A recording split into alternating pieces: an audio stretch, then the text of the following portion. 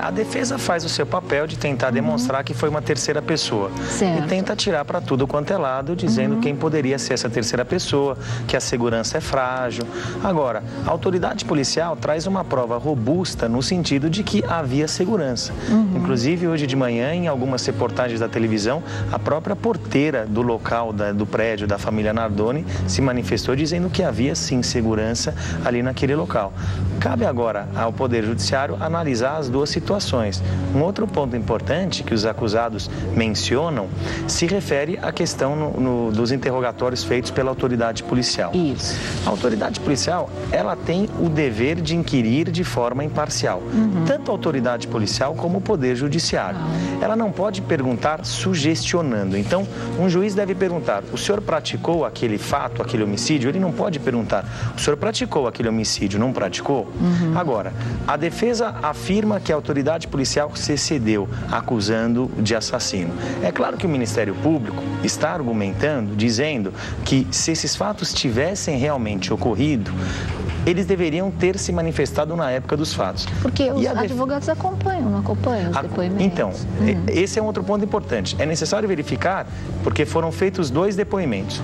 Um num dia após os fatos, sem a presença dos advogados, e um posterior na presença. Se foi na presença, o advogado passa a ser testemunha. E aí, evidentemente, o caso deve ser levado à corregedoria e essas autoridades devem sofrer um processo administrativo, porque a autoridade policial, o Poder Judiciário, o Ministério Público, quando inquire, não podem se exceder. Devem ser feitas perguntas de forma imparcial. Isso a defesa até o presente momento não se manifestou, né? Porque aí foi uma manifestação dos acusados no interrogatório. Então nós não temos esse detalhe da data. Certo. Agora a defesa, posteriormente, nos autos do processo, ela vai se manifestar ou se ela diretamente representar essas autoridades perante a corregedoria. Aí sim nós saberemos se foi na data em que eles compareceram sozinhos ou se não foi feito. Ou o próprio Poder Judiciário, que é quem busca a verdade real dos fatos, ele pode solicitar à autoridade policial que se explique. Inclusive a doutora Renata, ela é testemunha de acusação. Certo. Ela será inquirida no dia 17 ou no dia 18. Eu não tenho dúvidas de que o Poder Judiciário, nessa data, irá inquiri-la a respeito desses fatos. Agora, se porventura o acusado diz que houve essa afirmação, não havia presença de mais ninguém, e você tem a autoridade policial do lado dizendo que é mentira, fica difícil comprovar, porque fica a palavra de um contra o outro. Eu faço minhas palavras do Dr. Jorge, é necessário verificar quem é o proprietário e verificar na convenção se há autorização para os familiares do proprietário entrar. Certo. Agora, ele tem direito a entrar, a ter acesso no apartamento dele e nas áreas comuns, porque ele é um coproprietário da área comum. O que eles estariam impedidos é se algum local estivesse lacrado.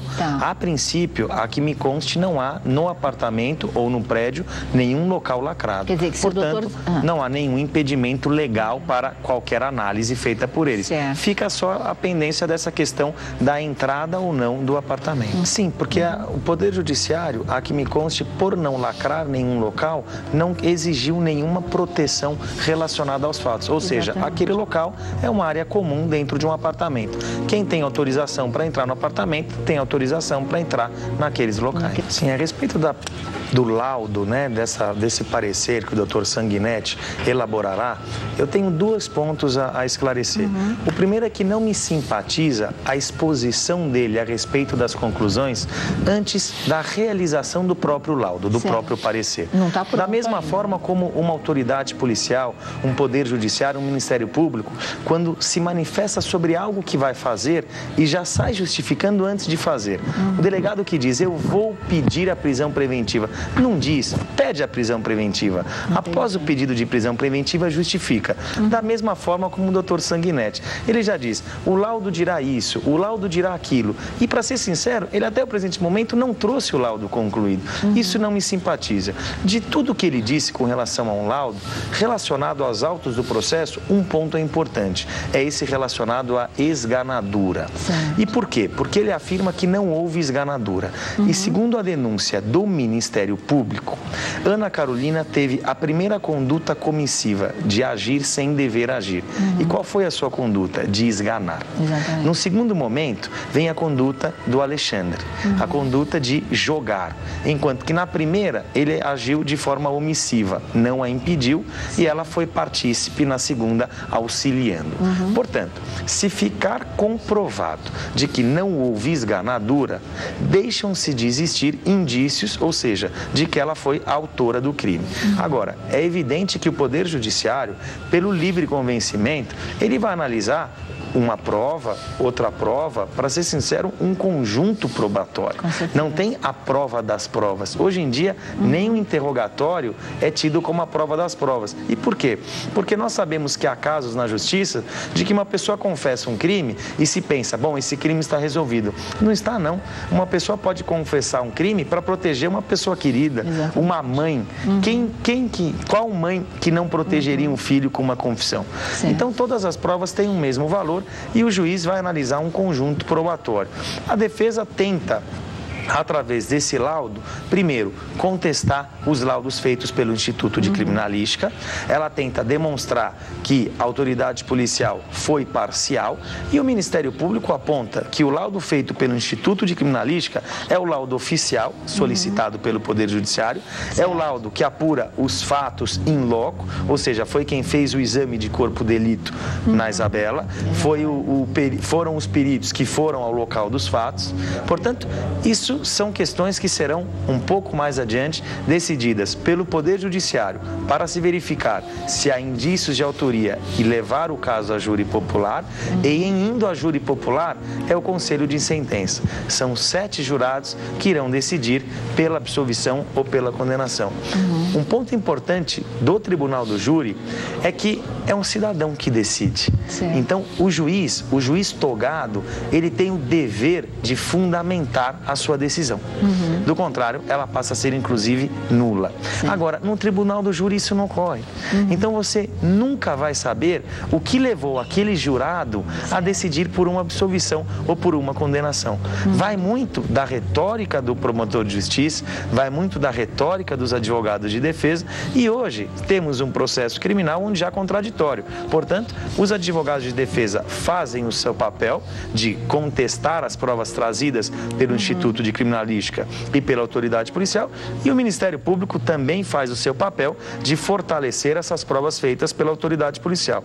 Um ponto que deve ser ratificado é que o inquérito policial foi feito de forma exemplar. Exemplar não entrando no mérito das investigações ou das conclusões, mas no sentido de que, num período um pouco maior que um mês, mais de 60 pessoas foram ouvidas, Exatamente. 7 perícias foram solicitadas e praticamente feitas.